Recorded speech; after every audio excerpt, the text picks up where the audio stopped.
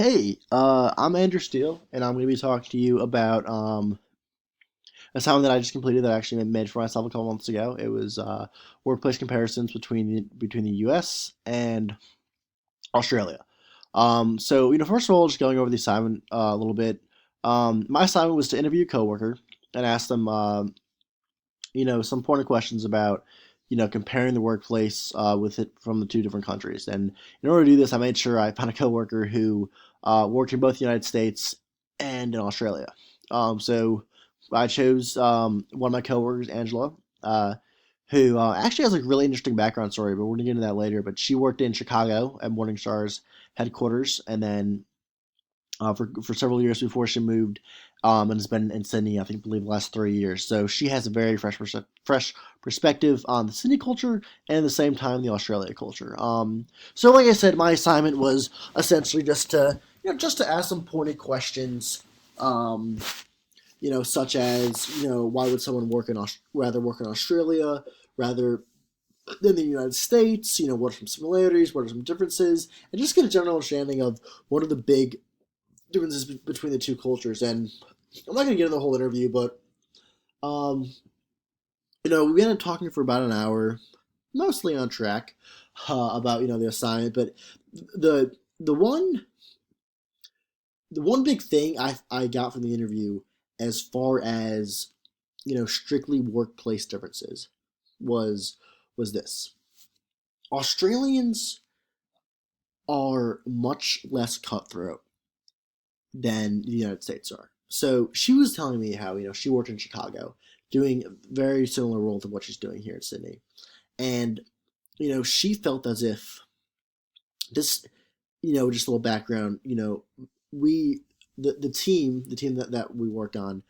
we have to work together in order to have a good product. That it is the definition of teamwork in order to to have a good finished product that the customers are going to enjoy, customers are going to be able to use, and it can't be done without good conducive work amongst each others. And she said, that was definitely that kind of work teamwork is valued in Chicago, except still she felt as if people were trying to outshine one another because they wanted that promotion, they wanted to get that director role, which I understand, and that sounds very American. But that surprised me because I don't see how that could be a good work environment. And I've noticed, and Angela explained to me how in Australia, that's not how it works. People understand their place, and people know that they work hard and really focus on the team. They're going to be able to get that director's role. They're going to be able to get that promotion. So she said, that was definitely one of the biggest reasons.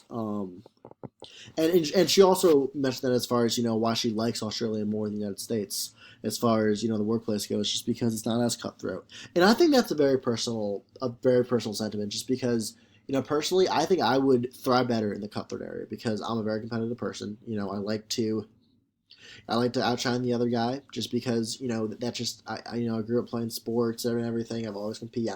I'm a finance major, for goodness sake. It's something I thrive off of.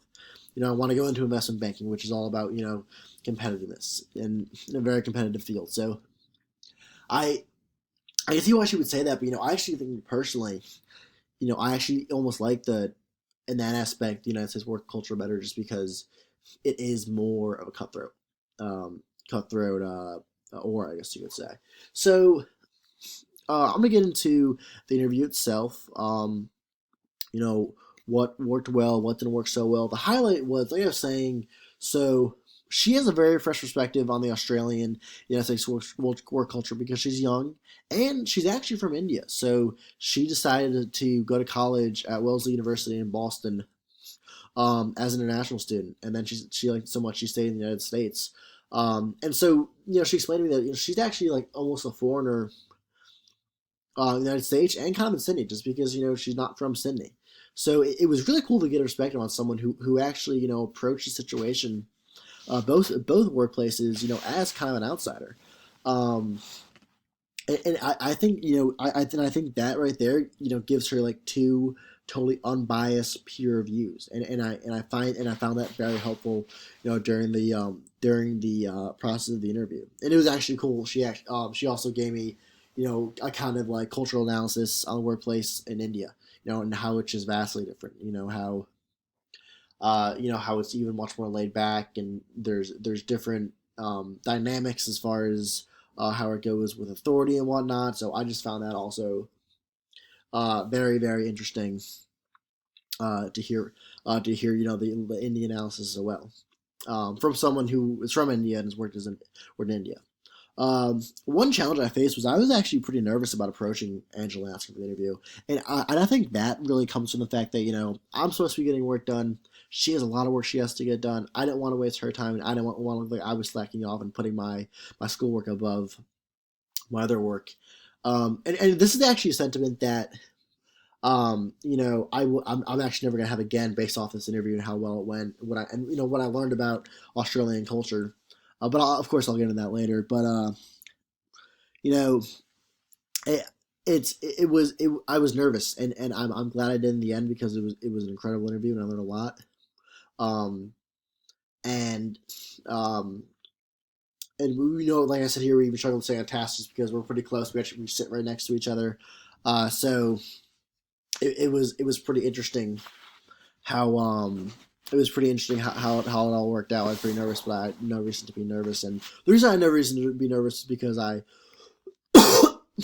basically made this conclusion that the Australian culture welcomes foreigners with absolute open arms. I was, like I said, I was very nervous going in there, but just from everything I learned in the video, sorry, in the interview, was essentially that you know not only do Australians want you to learn about the culture, they want to teach you about it.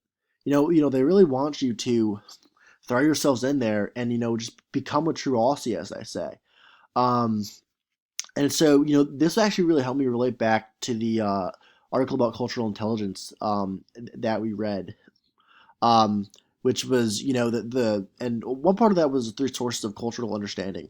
And so they break it down into head, body, and heart. So the head part was basically saying was basically learning about the culture.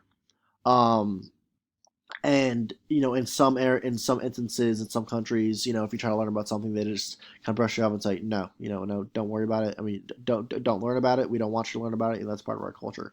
I noticed that they would almost find it kind of funny when you try to discuss events you may not totally understand. Like for example, I went to a rugby game and I went the next day and talked about and kind of tried to talk about it with my boss, and he said, "Oh no, you're wrong. That's wrong. That's not how it works. That player didn't do that." But he wasn't being mean about it. He was just he was trying to teach me. So so he explained to me the rules some more, and he explained to me what really happened. Because he really wanted me to learn. He really wanted me to be able to have this experience where I can understand such an important part of their culture. Um, and kind of with that token, they won't care that you may not understand something. Rather, like they're going to help you out. And this goes for a lot of things. Not just rugby. For it was kind of funny. For example, on the first day down here, the coffee is much different and how you order it. So, my boss took me out for a coffee on my first day, and we ordered the coffee, and he kind of saw I was confused, and he just was kind of laughing at me, and then he explained to me how you do it. It's just stuff like that.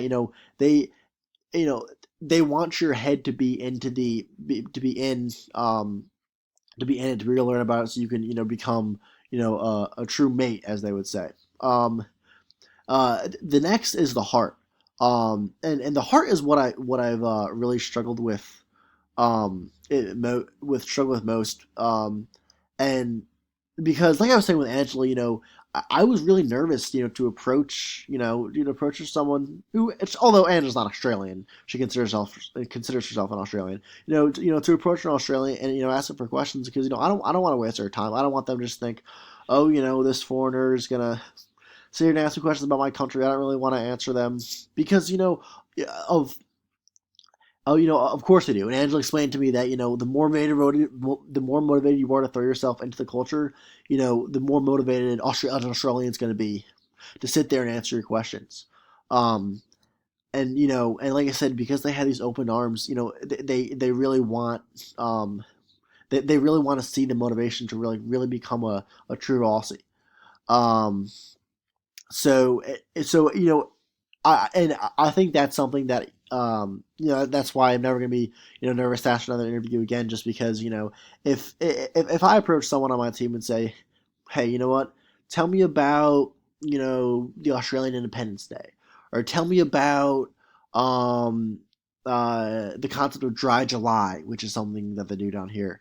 They're gonna want to talk about it for hours and hours, because Australians love to talk. They love to talk about their country because they truly love their country. That's something that they share with with a lot of Americans. They have this really this sense of camaraderie around Australia. So if you have the heart to throw yourself in there, they're really gonna return their heart to you. Um, and the last is is the body. Is the concept of the body as far as cultural understanding goes. And this was interesting because this is probably where they laugh you the most. And I'm not convinced that they really want you to be saying their stuff. Like, for example, the other day, um, so the body concept revolves around the fact that that you're gonna embrace mannerisms. You're gonna say things like your country of choice does. And so for example, every day, my boss comes up to me and says, "Hey, Andrew, say say the country that is in say the capital of Queensland, which is Melbourne. It's pronounced on here, but of course, on the first day I said in Melbourne. That's how it's spelled, and the whole team laughed at me, and they're not doing it to make fun of me. I think they just find it very funny, but they just find it very funny, how to pronounce it or whatever. But they do it a lot. So he'll say, "All right, Brisbane is spelt Brisbane, but it's pronounced Brisbane." And uh, and a big one here, good day. You just say good day. And I've been working on that for the last couple of weeks now, and the team is finally starting to starting to get it. But it's nice because they're really teaching me about the Australian culture, because these truly are like big parts of the Australian culture. It's how you speak. It's a big part of being an Aussie.